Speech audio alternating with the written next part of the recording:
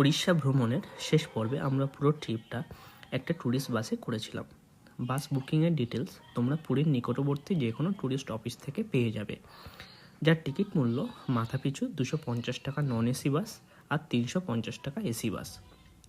ওদের ট্যুরিস্ট প্ল্যানটা কিন্তু আমার খুব ভালো লেগেছে, কারণ আমাদের বাসে একটা গাইড ছিল যে প্রত্যেকটা জায়গা আমাদেরকে আগে থেকে বলে দিচ্ছিল। এই নদীটি এখান থেকে সমুদ্রে মিশেছে, আর এই নদীতে সেই কাষ্ঠখণ্ড ভেসে এসেছিল যেটা দিয়ে প্রভু জগন্নাথ দেবের মূর্তি তৈরি হয়।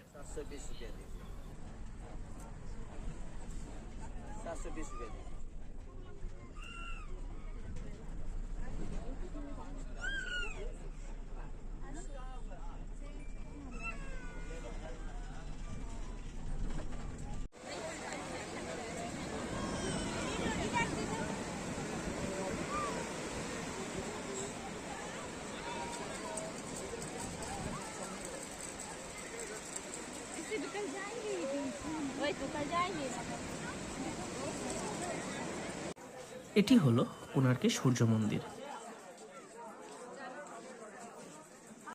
कोई माता जी मंदिर होता है सबसे पे तो मेन दरवाजा पर दोनों साइड में दो शेर देखने मिलते हैं। कोई विष्णु टेम्पल करता हूँ तो शेर का नीचे हाथी देखने मिलते हैं, लेकिन भारत में एक ही मंदिर है कोणार्क सूर्य मंदिर, नीचे देखो एक हाथी।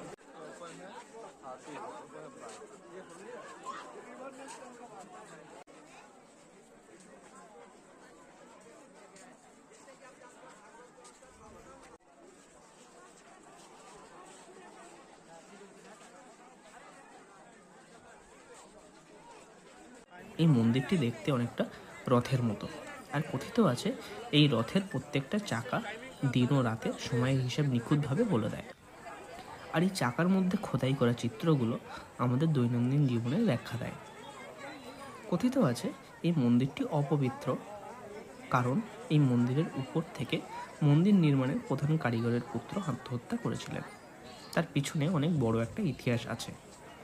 সত্যি এত নিখুঁত চিত্র, এত বিজ্ঞানসম্মতভাবে ডিজাইন করা যে কোনো এক বিশেষ দিনে সূর্যের আলো সোজা মন্দিরের গর্ভগৃহে প্রবেশ করত। কিন্তু মন্দিরটা এখন ধীরে ধীরে ভেঙে যাচ্ছে, তাই ভগবানের মূর্তিগুলো বাইরে বের করে আনা হয়েছে।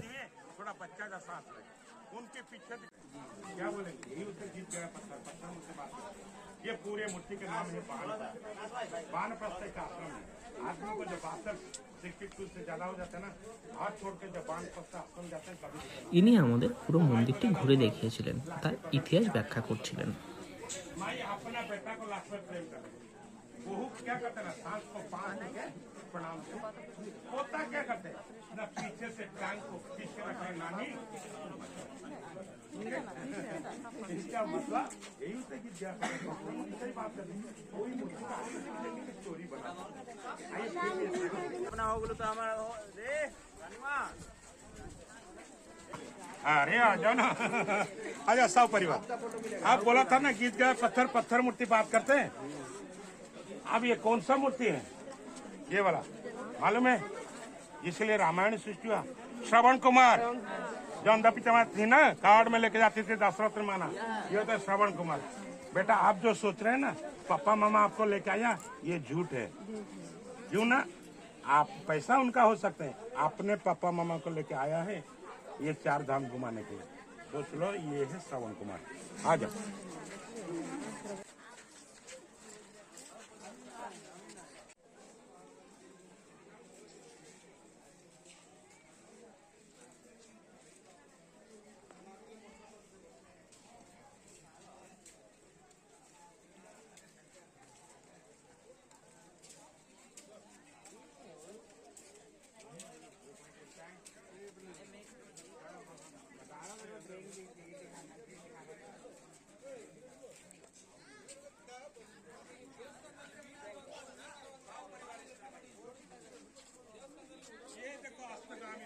প্রত্যেকটা জায়গার আলাদা আলাদা টিকিট মূল্য আছে।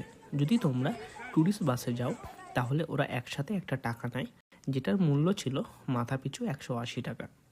আর তোমরা যদি আলাদাভাবে টিকিট কাটতে চাও তাহলে অনলাইনেও কাটতে পারো, আবার জায়গাতে গিয়েও কাটতে পারো, তাতে তোমাদের একটু লাইন দিতে হবে। এটি হলো লিঙ্গরাজ মন্দির। এই মন্দিরের গর্ভগৃহে প্রভু শ্রীরাম মহেশ্বরের আশীর্বাদপ্রাপ্ত যে তীর দিয়ে রাবণকে বধ করেছিলেন সেই তীরটি এখানে স্থাপন করেছিলেন।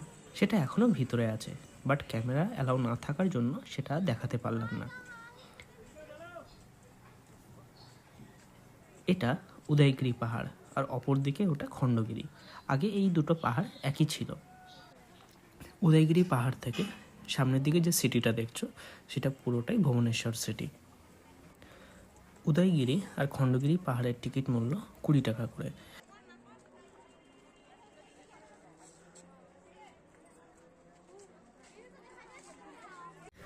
আর এটা হলো নন্দনকানন। আমাদের গাইড বলছিলেন এটা নাকি এশিয়ার সবথেকে বড় রিজার্ভ। এটা 400 হেক্টর জমির উপর বিস্তার করে আছে, আর এটি বিখ্যাত হোয়াইট টাইগারের জন্য। সত্যি গিয়ে সেটা বুঝতে পারলাম এরকম একটা দৃশ্য দেখার পর।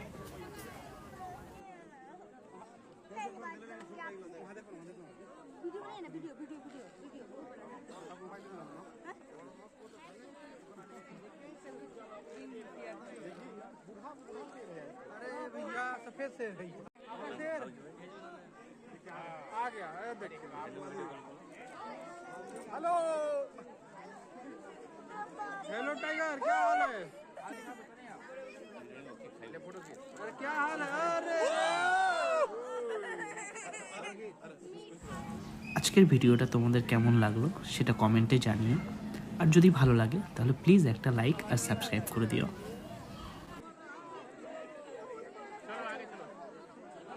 बेचारा भूखा है, खाने दो। फोटो वोटो मत खींचो उसका।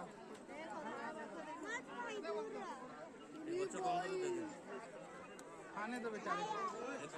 आजा बेटा हर्ष।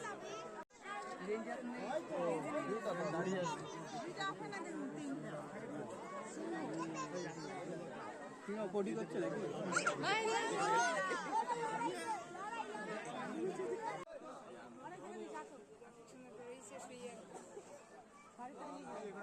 একটা বাড়ি বাঁধলে